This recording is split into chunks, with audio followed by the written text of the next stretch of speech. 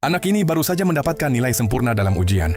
Namun saat menelepon ayahnya, dia malah mengaku hanya mendapat nilai 50. Mendengar hal itu, sang ayah menegurnya dan mengatakan bahwa dia harus belajar lebih giat. Beberapa waktu kemudian, kepala desa hanya menyentuh kepalanya sambil bertanya apa yang sedang dia lakukan. Namun ketika menelepon ayahnya lagi, anak itu justru mengatakan bahwa dirinya dimarahi oleh kepala desa. Sayangnya sang ayah tidak terlalu menanggapi dan hanya memintanya untuk tidak membuat masalah karena sedang sibuk bekerja. Tak lama setelah itu, kepala desa datang bersama beberapa warga untuk membantu memperbaiki pipa air di rumah mereka. Namun sekali lagi anak tersebut menelepon ayahnya dan mengatakan bahwa kepala desa ingin merusak rumah mereka. Kali ini sang ayah benar-benar marah dan memutuskan untuk segera pulang. Ternyata selama ini anak itu sengaja berbohong dan ia hanya ingin ayahnya kembali ke rumah.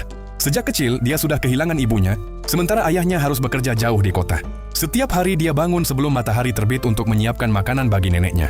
Setelah itu dia harus berjalan ke sekolah seorang diri.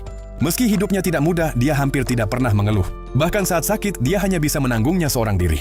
Karena terlalu merindukan ayahnya, dia sering menangis diam-diam sebelum tidur. Hingga akhirnya hari yang ditunggu-tunggu pun tiba. Saat ayahnya benar-benar pulang, anak itu justru panik. Dia takut ayahnya akan salah paham kepada kepala desa. Dengan terburu-buru, dia mengakui semua kebohongannya dan meminta maaf.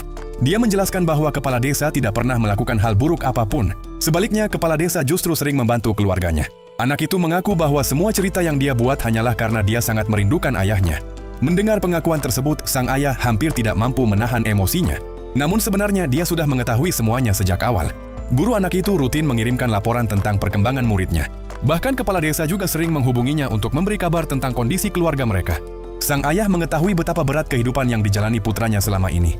Meski berusaha terlihat tenang di depan anaknya, hatinya sebenarnya sangat sedih. Setelah itu dia mengajak putranya berjalan santai di tengah hamparan ladang. Dan hari itu menjadi salah satu momen paling bahagia yang pernah dirasakan anak tersebut.